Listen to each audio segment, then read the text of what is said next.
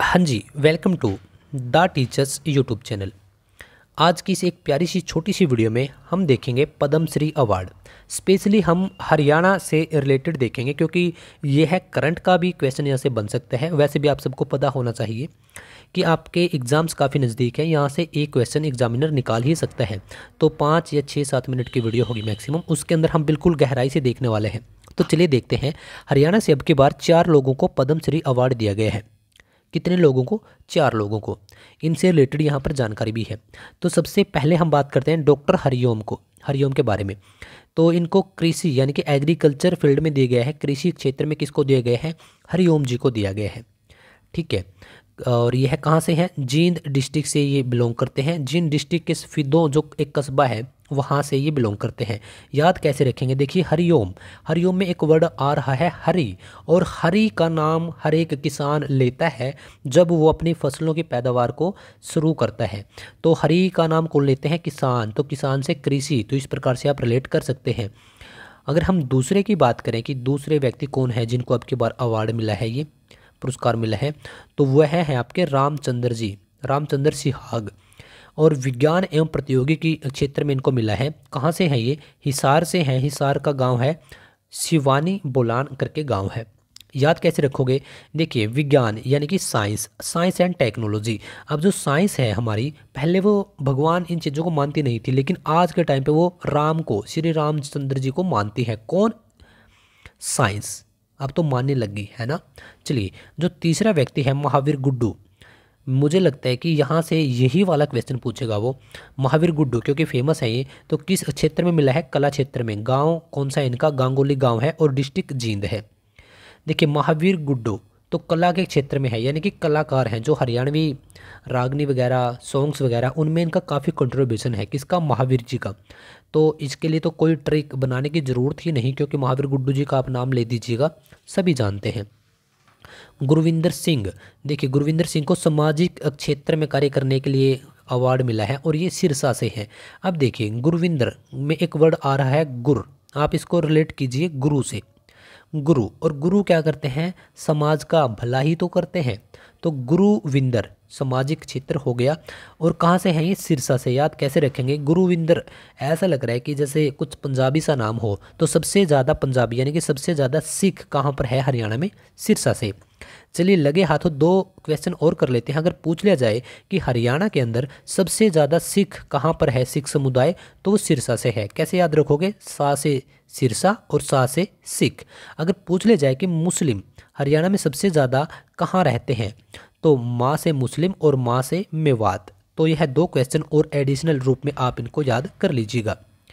चलिए 2024 में कुल मिलाकर 5 पद्म विभूषण दिए गए हैं, 17 पद्म भूषण और 110 पद्मश्री। पद्मश्री ज़्यादा दिए जाते हैं। तो 11 जून 2023 को पद्म पुरस्कार, इनमें से 3 कैटेगरी में यह दिए जाते हैं। तो इनमें से किसी में भी अगर किसी को कोई मिला है तो उसको 10,000 रुपये प्रति महीने पेंशन के रूप में देने की घोषणा की गई है भारत सरकार के द्वारा।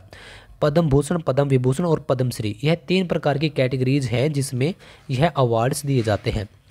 अब बातें करते हैं हम कि चलिए ये तो भारत सरकार की तरफ से हो गई सुविधा, लेकिन हरियाणा सरकार ने क्या किया? तो हरियाणा सरकार ने स्पेशली बोला है पद्म पुरस्कार विजेताओं के लिए कि आपको वोल्वो की बस में हमेशा लाइफ टाइम के लिए यात्रा मुफ्त कर दी गई है। तो आप कभी भी बिल्कुल फ्री में कहीं पर भी घूम सकते हैं।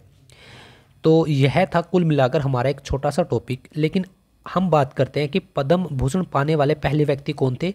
डॉक्टर जाकिर हुसैन। पद्म भूषण की बात कर रहा हूँ मैं।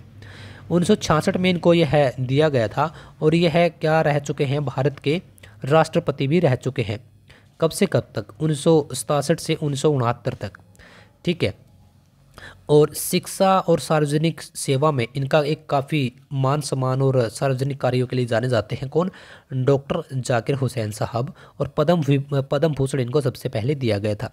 अगर मैं बात करता हूँ पद्मश्री की, सबसे पहले किसको दिया गया? 1957 के अंदर बलबीर सिंह दोसांझ जी को दिया गया था। दिलजीत दोसांझ से याद कर सकते हैं।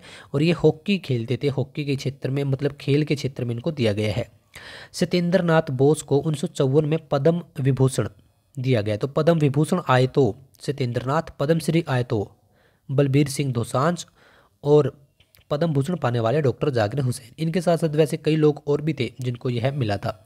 तो उम्मीद करता हूँ कि इस 6 मिनट की वीडियो के अंदर हमने बिल्कुल गहराई से इस पूरे टॉपिक को कवर करने की कोशिश की है। अगेन मैं आपको बता देता हूँ कि PDF आपको मिलेगी टेलीग्राम ग्रुप से।